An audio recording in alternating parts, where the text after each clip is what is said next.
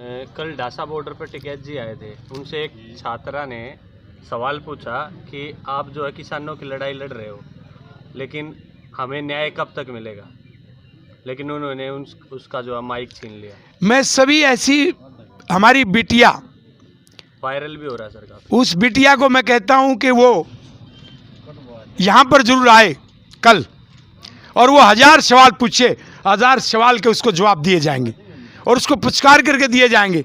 यदि हम युवाओं की बात नहीं सुनेंगे और वो भी हमारी बेटी पढ़ाओ बेटी बचाओ, और मैंने भी वो वीडियो थोड़ी देखी, वो एक छात्र एक युवा हमारी बेटी जिस प्रकार से सवाल कर रही थी, उसके सवालों को सुनना चाहिए था और उसका जवाब भी देना चाहिए था।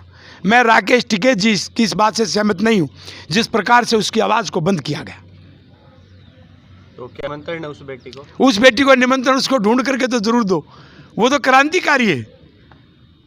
हमारे हम क्या कर रहे हैं, आंदोलन क्या कर रहा है, राकेश टिकैत क्या कर रहा है, दूसरे लोग क्या कर रहे हैं। जो संविधान में हमें अनुच्छेद 19 में अधिकार है आंदोलन करने का, विचार रखने का, वही तो बेटी कर रही थी। मैं इस आंदोलन से कभी सहमत नहीं होता कि इसका माइक छीन लो, इसका माइक छीन लो, फिर तो हम जो हम कर रहे हैं वो भी गलत कर रहे। तो संविधान में जब अधिकार है अपनी बात रखने का, तो ये तो उसको कहा जा सकता था बेटी जो बात रखनी है वो 3 मिनट में 5 मिनट में रख ले, और उसके बाद उन बातों का जवाब देना चाहिए था।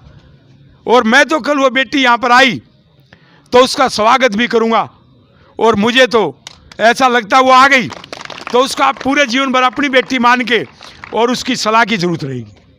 51वां दिन है और कल 7 मार्च के लिए आपकी क्या रणनीति है?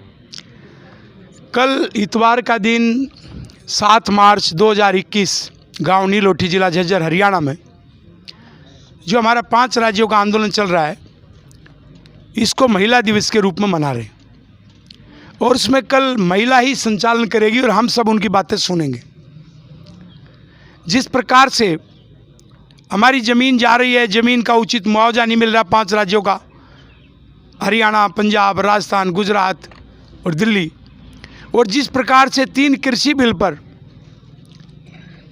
हमारा प्रधानमंत्री उनको रद्द करने के लिए तैयार नहीं है, तो किसानों में आक्रोश बढ़ता हुआ जा रहा है।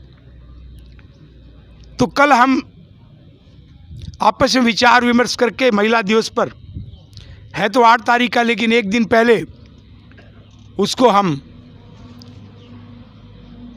आयोजन कर रहे हैं, और उसमें हम कोई बड़ा कार्यक्रम का भी निर्णय कर लेंगे। और जो बड़े कार्यक्रम का निर्णय होगा,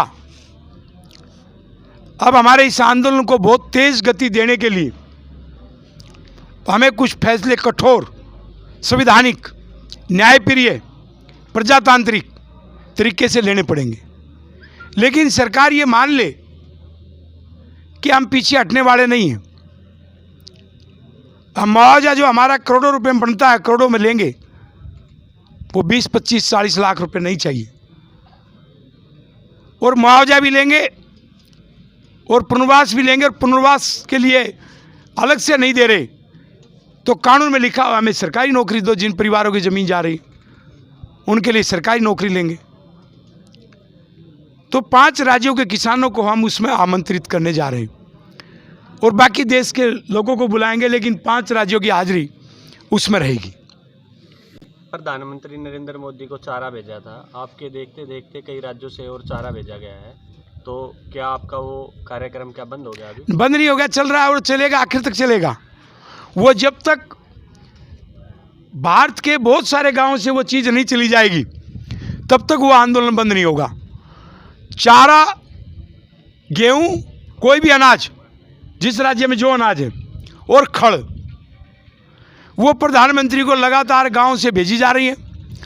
और अभी कल के बाद जो हम अगला कार्यक्रम देंगे उसमें तो इससे भी एक बड़ा फैसला लेना है, वो हम आपको कल ही कुछ बता पाएंगे कि अगला कार्यक्रम क्या है, और अगले कार्यक्रम में किस प्रकार के आंदोलन की योजना बनेगी।